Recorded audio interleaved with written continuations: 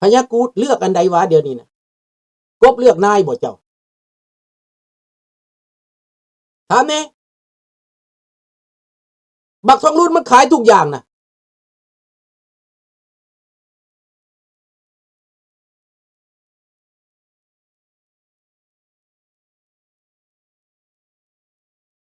ถามว่าในเลวร้ายกว่ากันตอนมีเจ้าชีวิตเพิ่นเอาแต่200,000 กีบต่อเดือนเพิ่นกินเงินแต่200,000 กีบต่อเดือนเสียงบประมาณในเพิ่นปีหนึ่ง200,000 กีบตอนมีบักทองรุ่นเอาแผ่นดินมาขายลิงน้อยที่เลือกตัวไหนพระเจ้าแผ่นดินกิน200,000 กีบต่อเดือนบักทองรุ่นนี่ขายเบิดประเทศบ่อิ่มจักเทื่อ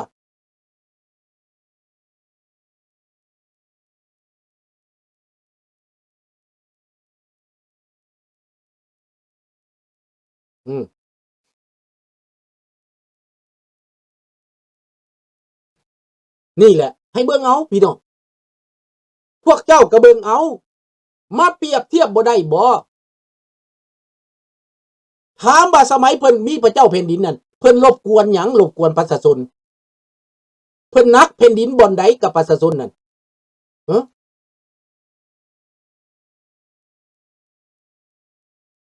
เปรียบเทียบใส่เมืองไทยก็ว่าถึงเจ้าบ่มักเมืองไทยไปแต่ประเทศไทยก็ยังดีกว่าคันมันเป็นคือแบบนี้นะถึงมันจะมีหยังก็ตามเมืองไทยนี่นะ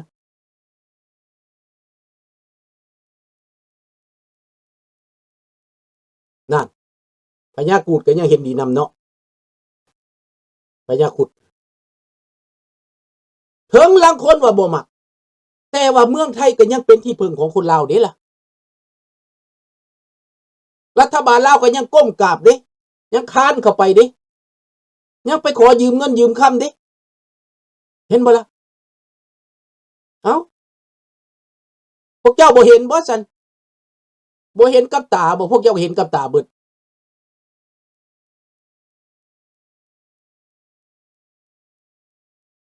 นี่แล้วมีเจ้าแต่ก่อนมีราชวงศ์มีพระเจ้าแผ่นดินประเทศลาวมีเกียรติได้ไปประเทศใดก็มีเกียรติมาแคนาดาเขาก็รับต้อนอย่างขนาดใหญ่ไปอเมริกาเขารับต้อนอย่างขนาดใหญ่ไปอินเดียเขารับต้อนอย่างขนาดใหญ่ไปประเทศจีนก็รับต้อนอย่างขนาดใหญ่ได้พระเจ้าแผ่นดินลาวบ่ได้ขายหยังแม่นบ่ล่ะ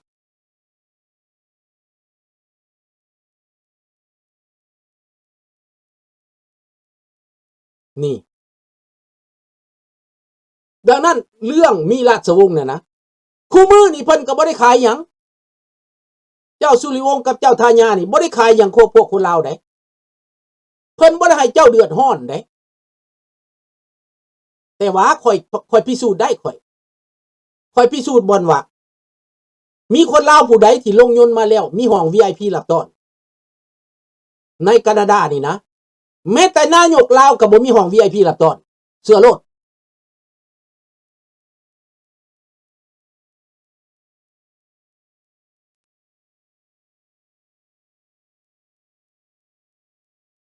นักเรียนทุนลาวในพระบรมรูปถ่ายแม่นอันนั้นแม่นตะตรา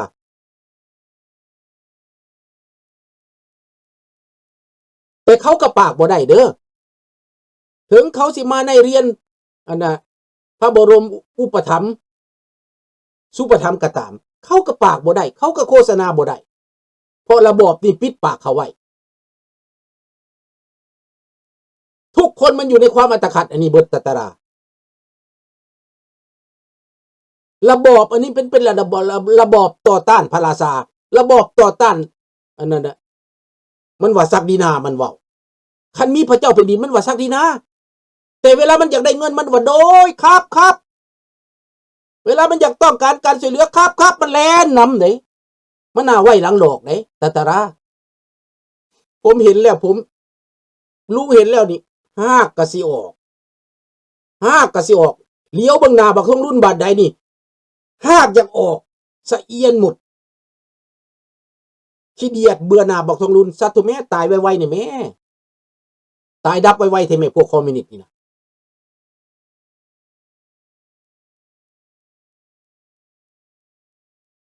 ขอโทษเด้อว่าลุงสิไปลาวนะ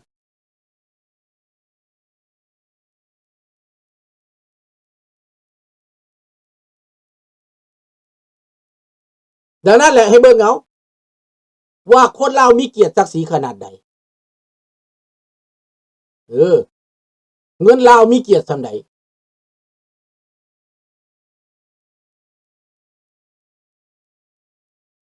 ก็ได้เว้าไปแล้วท่านเดือนวิเคราะห์2กรณี1ถ้าหมอแคนนี่นะรู้สึกบ่ปลอดภัยมีความกดดันแฮงจากเจ้าหน้าที่ท้องถิ่นจากพี่จากน้องอาจจะข้ามประเทศไทยไปขอลี้ภัยในตอนนี้ต้องเก็บตัวเงียบกรณีที่1เด้อเก็บตัวเงียบรอถ้าได้บัตรสวัสดิการจังสิให้คนเห็นคนฮู้ได้รับการคุ้มครองก่อนหาตัวหนีหรือว่าไปลี้อยู่สถานทูตกรณีที่2ถูกอุ้มหายไปแล้วอาจจะฆ่าปิดปากไปแล้วเห็นบ่แต่ว่าแน่นอนคนหายนี่นะมันจะมีปัญหาให้รัฐบาลลาวได้บาดนี้นะเพราะว่าเขาเตือนไว้แล้วนะในประเทศลาวถ้ามีการอุ้มหายอีกรัฐบาลลาวจะคิดบัญชีจากโลกเด้ตั้งแต่สมบัติสมพรหายมานี้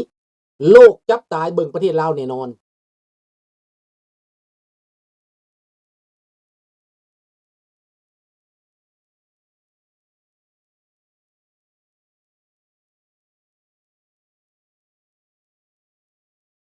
อาจจะเป็นแบบโจเซฟมันแหละก็ว่าหายไป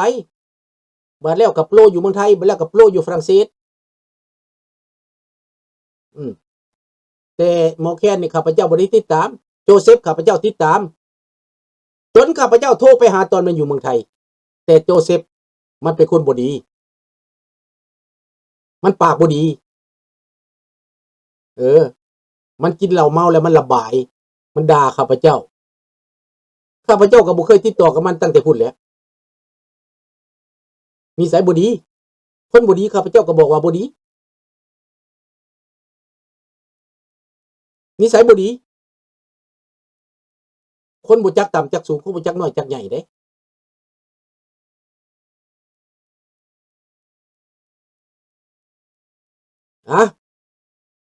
เว้าจังซั่นแหละแต่บ่าวหมอแคนนี่คือสิบ่เป็นแนวนั้นดอกบ่าวหมอแคนนี่เว้าก็ดีหน้าตาก็เป็นตาสงสารอยู่เราก็เว้าไปตามสิ่งที่เราเห็นเนาะ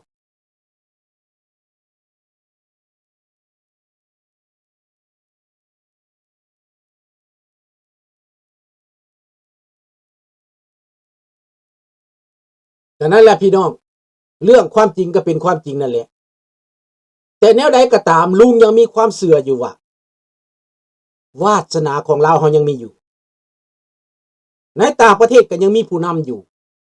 คันแม่นเฮาบ่มีไผแล้วตายเบิดนะคนสำคัญตายเบิดแล้วนะเฮาจะบ่มีผู้ใดได้คันว่าลุงสุนทรานี่ขนาดนี้นะอายุส่ำนี้นะคนลาวบางคนก็ยังงงๆงวยๆบ่กล้าสนับสนุนได้เฮ็ดเวียกปานนี้นะเฮ็ดเพื่อบ้านเพื่อเมืองปานนี้เขายังบ่ให้ได้แม้แต่สังคมลาวที่ข้าพเจ้าอยู่เมืองข้าพเจ้าอยู่นี่นะเฮ็ดดีเท่าใดยิ่งมีคนขี้ตาสังยิ่งมีคนอิจฉาบังเบียดเห็นบ่แต่ว่าปานนั้นข้าพเจ้ายังบืนมาได้สู้อยู่ในสังคมนี่ให้คนรับรู้นะบ่ง่ายเด้ตั้งครอบครัวสร้างครอบครัวสร้างฐานะครอบครัวให้ได้รับได้ดีก่อนสร้างสังคมต่อสู้ในสังคมมาบ่แม่นธรรมดาละอินโยปานต่อสู้อยู่ในสนามรบพุ่นน่ะมันถูกเขาเหยียดหยามถูกเขากีดกันบ่แม่นธรรมดาได้ในนี้ก็ได้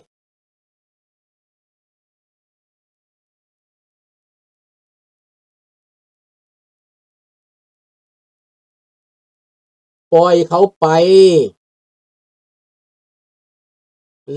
let them try เขาเจอปัญหาแล้วเขาก็สิน้ำตาเสร็จหัวเขาปล่อยเขาโลด let them try บ่ต้องไปห้ามเขาเด้อพญากุ เขาสิไปซื้อบ้านซื้อเรือนเขาสิไปเอาเมียก็ให้เขาไปเวรไผกรรมมัน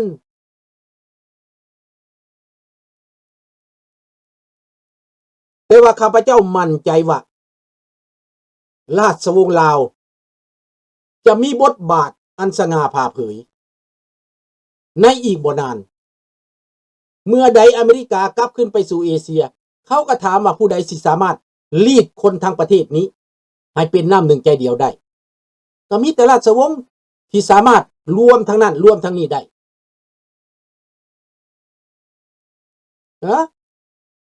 เพิ่นบ่ได้เป็นกลางดอก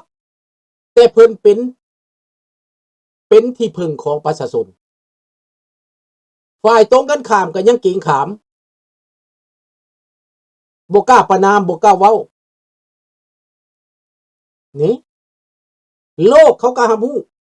ถามว่าคนลาวผู้ใดครับพระเจ้าถามว่าลงยนต์มามีห้อง VIP รับต้อนเจ้าสุริวงศ์สว่างลงยนต์จากฝรั่งเศสมา2ครั้งมีห้อง VIP 2ครั้งรับต้อนข้าพระเจ้าเป็นคนรับต้อนเองรัฐบาลให้ความดูแลเบิ่งแยงความปลอดภัยเขาจ่ายให้หมดค่าดูแลเบิ่งแยงค่าเบิ่งแยง1อาทิตย์นะทั้งใกล้และไกลทั้งประจำตู่$38,000พี่น้องมีหนังสือแจ้งมาจากรัฐบาลให้ข้าพเจ้าว่าเขาจ่ายเจ้าหน้าที่ดูแลเบิ่งแยงกัน$38,000ได้เขาแจ้งมาจากทางการได้พี่น้องข้าพเจ้ายังบ่ได้โอกาสได้อธิบายเบิดได้ลงยนต์มามีห้อง VIP ประชาชนไปนั่งรับต้อนอยู่พุ่นมีดอกไม้ดอกยังไปรับต้อนอยู่สนามบินพุ่นลืมเลยบ่มีคนอยากลืมเด้เห็นบ่วิดีโอที่ข้าพเจ้าเอาลงมาน่ะอันนั้นมันตอนาอรตัวเซงโซเซฟเด้มันบ่อนที่ดังที่สุดเด้ข้าพเจ้าไปจัดงานตักบาตรให้เพิ่นอยู่หั่นเด้บ่มีไผเฮ็ดมาก่อนเป็นบ่อนดังที่สุดอยู่อรตัวเซงโซเซฟมีการตักบาตรอยู่หั่นพี่น้อง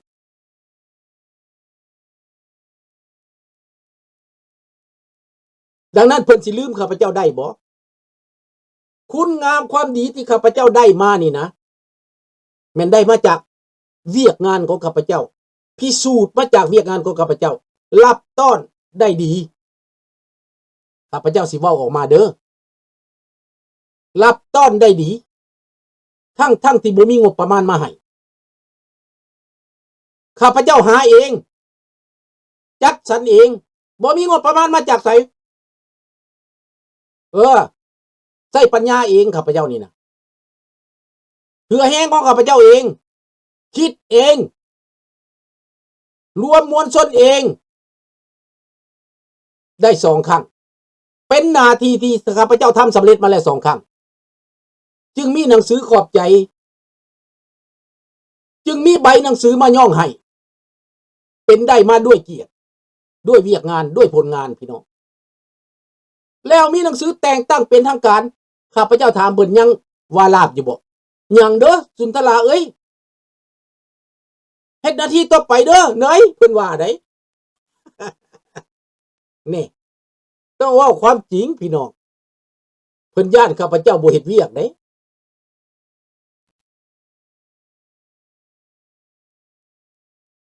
มีบารมีแน่นอน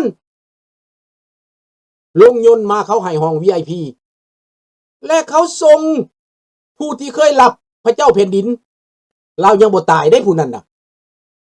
เราเป็น representative ของรัฐบาลไปรับต้อนเจ้าชีวิตเรา80 ปีตอนนั้นเราถูกแต่งตั้งมาหับต้อนหลานเจ้าชีวิตโดยตรง